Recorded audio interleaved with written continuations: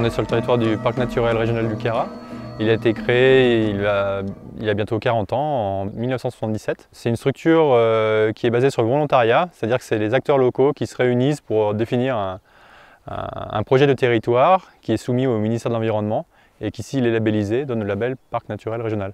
Donc ce n'est pas quelque chose qui vient d'en haut, qui crée des normes ou de la réglementation, c'est vraiment basé sur le volontariat et un consensus local pour mener des actions donc sur la préservation de l'environnement, sur l'aménagement du territoire, le développement économique, l'éducation à l'environnement, et qui a une connotation un peu expérimentale et d'innovation.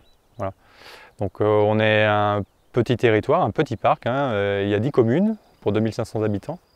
Donc, ce qui caractérise notre territoire, c'est une très forte biodiversité qui est due à plusieurs raisons. On a un gradient d'altitude, on part de très haut, à plus de 3500 mètres d'altitude, et on descend jusqu'à assez bas, autour de 900 mètres d'altitude. On a un carrefour d'influence climatique méditerranéenne, océanique, et donc du coup tout ça, des conditions un petit peu différentes, créent énormément de biodiversité.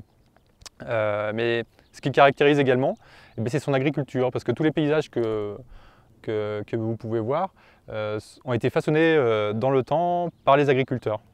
L'agriculture sur notre territoire, elle est caractérisée par l'élevage. C'est ce qui s'adapte le mieux aux conditions environnementales qui sont quand même assez difficiles, entre les pentes, le climat. Et donc on peut observer 3 types d'espaces agricoles avec les alpages situés en altitude, qui permet de recevoir les bêtes durant l'été, durant la période d'estive. Les prés de fauche, situés en fond de vallée, qui permet de constituer le fourrage, et donc, ce qui permet d'alimenter les animaux et de passer l'hiver. Et puis les zones intermédiaires qu'on appelle les parcours, qui accueillent les bêtes au printemps, à l'automne, pour faire la transition entre la sortie de l'étable à la sortie de l'hiver et l'arrivée sur les estives. L'importance d'avoir des prairies de fauche entretenues dans le Queyras, déjà premièrement, c'est pour nous permettre de nourrir nos bêtes, qui sont en ce qui nous concerne une trentaine de bovins, que nous avons dans l'étable proche de la maison. Donc nous sommes autosuffisants en fourrage. Par contre, le deuxième intérêt, qui est maintenant primordial, c'est l'entretien des sites. Qui est très demandé dans un parc naturel tel qu'on a. En même temps, nous conservons donc la biodiversité. Nous protégeons les sites des zones avalanches et nous entretenons donc bien sûr toute la beauté de la montagne. Nous sommes les jardiniers de la montagne et les premiers techniciens du parc. On est à l'état brut de la nature, c'est la nature qui nous donne et nous on ne fait que récolter ce que la nature nous donne sans y mettre aucun engrais, si ce n'est le fumier de nos bêtes que nous redéposons sur les sites. Voilà. Alors la manière est c'est classique, on fauche à pied. Faucher à pied, ça veut dire quoi? Ça veut dire qu'on fauche avec des moto-faucheuses qui ont des barres de coupe d'à peu près 1,20 m, 1,40 m. La fauche à pied induit beaucoup moins de détérioration. Elle est plus fatigante, elle est plus longue, mais derrière on a des accès dans des sites beaucoup plus pentus que les tracteurs n'auraient pas. De ce fait, on entretient mieux les sites. Après, une fois la fauche effectuée, on laisse sécher le foin 24 heures, 48 heures suivant la période de l'année. On le met en andin. L'andin, c'est un espèce de boudin de foin et plus tard on bottellera. Alors là, on passe un tracteur, une botteleuse, et on fait des petites bottes de petite densité, de 15 kg à peu près, qui seront ensuite stockées dans des granges. Et ce sont des granges typiques, c'est la grange familiale qui date depuis au moins 300 ans. L'idéal, c'est d'endainer quand le foin n'est pas encore craquant. Il est encore un peu mou, de ce fait, le foin ne se brise pas. Et le fait que le foin ne se brise pas induit une meilleure qualité de fourrage. Le foin ne s'émiette pas, donc dans les bottes, la tige reste pratiquement entière. Si on endaine après 1 heure, 2 heures de l'après-midi, le zénith est passé, le foin est très sec et là il se brise. Alors par contre, ça c'est quand on parle de l'endainage avec les machines. Mais si on endaine au râteau, à ce moment-là, râteau bois, ça bouge beaucoup moins. Et on a encore beaucoup d'endroits où on ne passe qu'au râteau bois. Voilà. Ça c'est aussi une qualité derrière de fourrage, le fait d'avoir les tiges pratiquement intactes avec la graine encore sur la tige. Sinon le râteau mécanique émiette tout, fait tomber la graine de partout et casse le foin. Avant, les anciens avaient dans les granges une zone de rangement pour chaque qualité de fourrage. Le foin, on avait aussi le foin court. Le foin court, c'est un foin qu'on trouve en bordure de forêt, qui est très court, très nourrissant, ou qu'on trouve en altitude, en plus grande altitude, qui est très fleuri généralement, mais très court. Et la qualité fourragère de ce foin est vraiment très bonne. De ce fait, ce foin était mis à l'écart et on le donnait aux bêtes gestantes, ou celles qui avaient mis bas, ou aux jeunes veaux, mais de façon très parcimonieuse, parce que c'était trop nourrissant. Et on avait fait une analyse de nos fourrages il y a quelques années. Le fourrage d'Arvieux était de moins bonne qualité que le fourrage de Pierre-Grosse, et à Fongières, le fourrage était encore de meilleure qualité. Chaque village, plus on monte en altitude, meilleur et plus le foin est nourrissant. Généralement, avant, on commençait les foins vers le 25 juin. Et après, on passe à l'UBAC vers les premiers jours d'août. Et on finit les foins vers le 15-20 août sur les UBAC. La deuxième fauche débute généralement début septembre. On appelle ça les regains. Pour les avoir, maintenant, il faut quand même que les prés soient irrigués.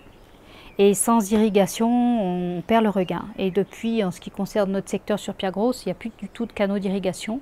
Ils ont été soit abandonnés, soit détruits par des constructions. Et de ce fait, les regains, on met une croix dessus. Alors on a quelques techniques qu'on remet en place, nous, à refaire des petits canaux, à remettre des tuyaux, carrément des tuyaux pour capter l'eau. Et on essaye de faire de l'aspersion, sachant que l'aspersion, ce n'est pas l'idéal. Il vaut mieux l'eau qui court au sol, l'aspersion perdant énormément de pourcentage d'humidité.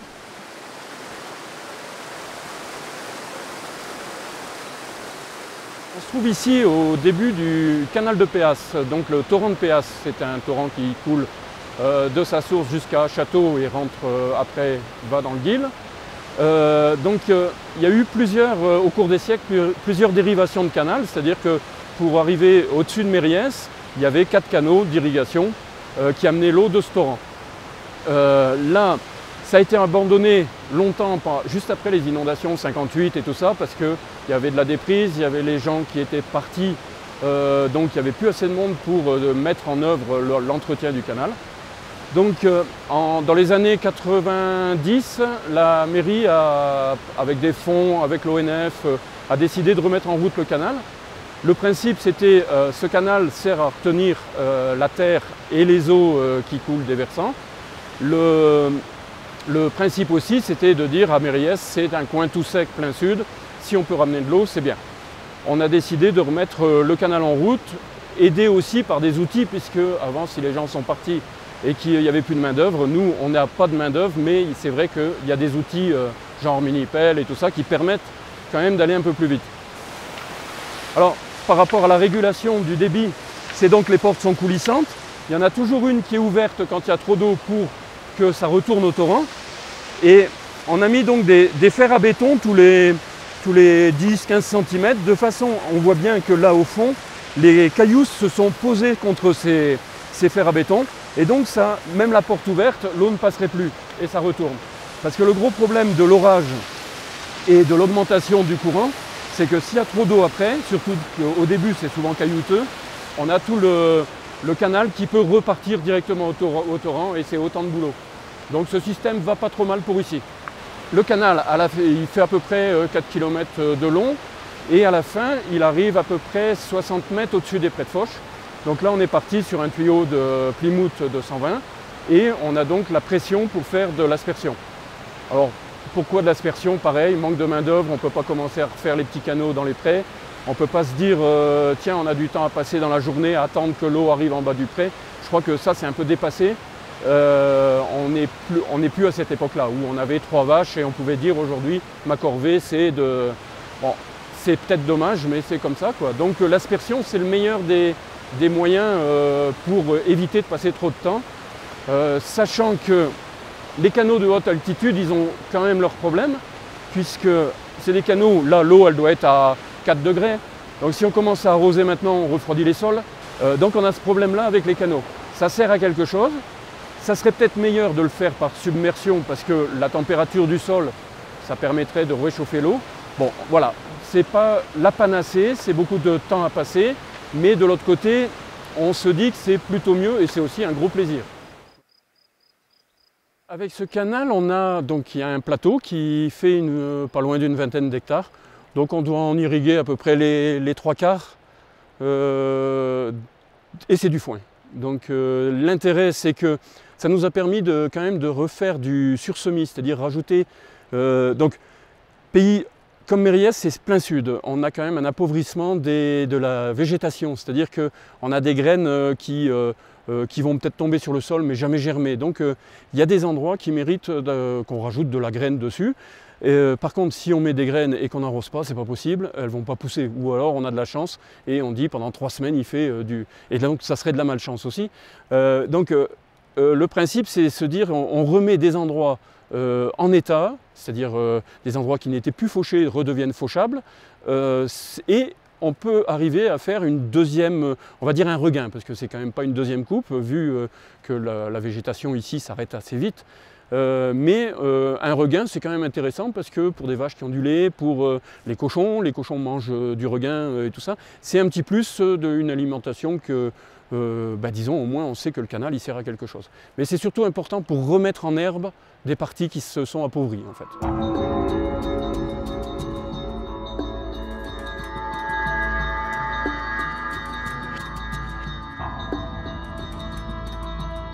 L'intérêt du canal devient aussi paysager parce qu'à partir du moment où on a de la ressource ce qu'on disait, des prairies qui redonnent en potentiel et tout ça, il y a aussi une envie de recréer un paysage agricole.